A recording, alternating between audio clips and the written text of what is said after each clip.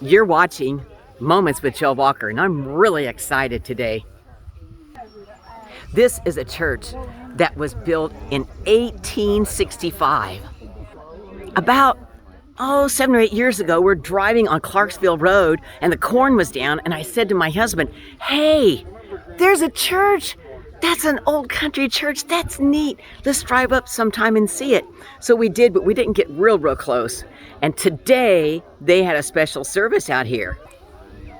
Isn't it beautiful? Built in 1865. Let me show you the marker. And this is Bob. I don't even know your last name, Bob. Bob Montgomery. Bob Montgomery.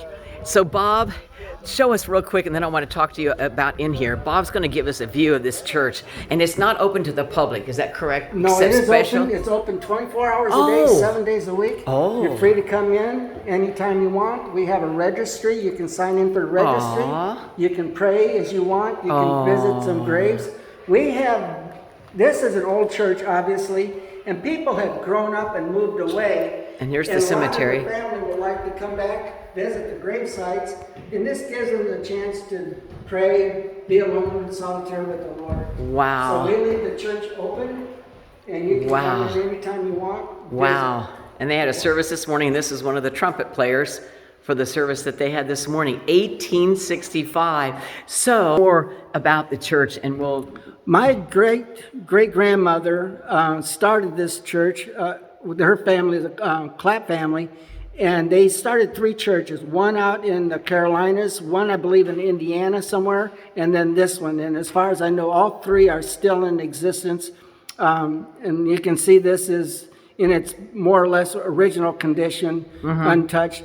This church was used for many years. Let me show more pictures here. Keep talking. But we haven't used this service for maybe 40 or 50 years now.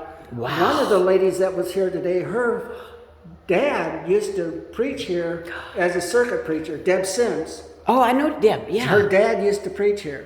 Wow. Oh, that's right, because she told me he was a Methodist preacher. Now, what denomination was this church? This was a Methodist church. I considered it non-denominational That's what we are. when I was coming up because it didn't have enough money to have a full-time minister, so they would just use circuit preachers. Aww. And so that worked.